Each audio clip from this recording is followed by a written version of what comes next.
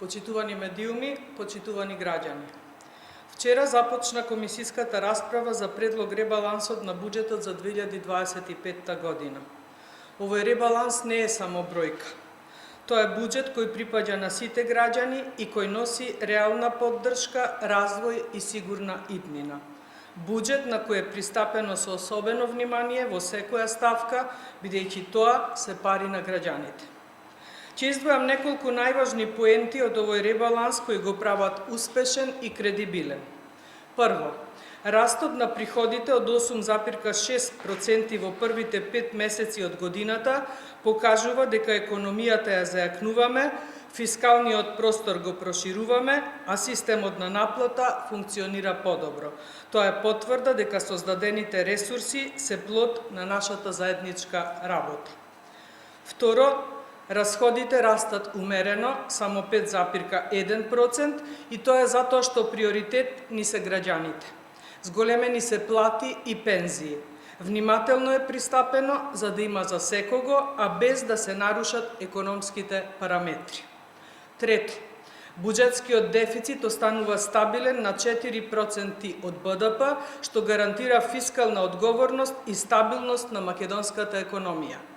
Четврто, со ребалансот обезбедуваме дополнителни средства за важни сегменти, и тоа 800 милиони денари повеќе за плати, 2,5 милиарди денари за пензии, 300 милиони денари дополнително за капитални инвестиции кои ја носат иднината во вашите општини, во вашите населени места.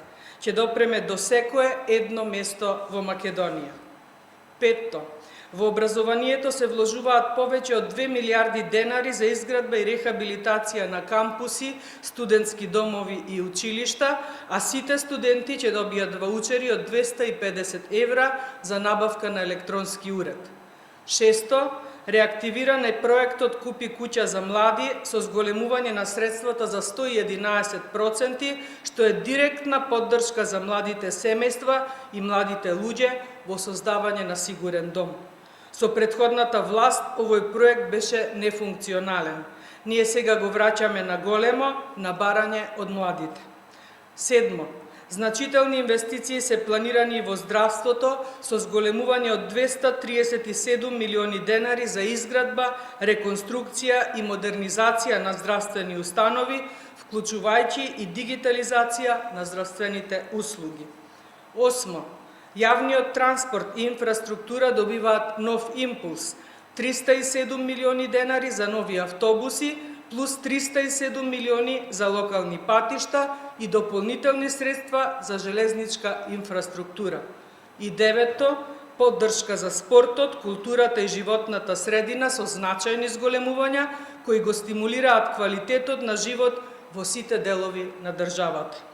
Овој ребаланс е доказ дека власта на ВМРО-ДПМН останува посветена на развојот, растот и грижата за граѓаните.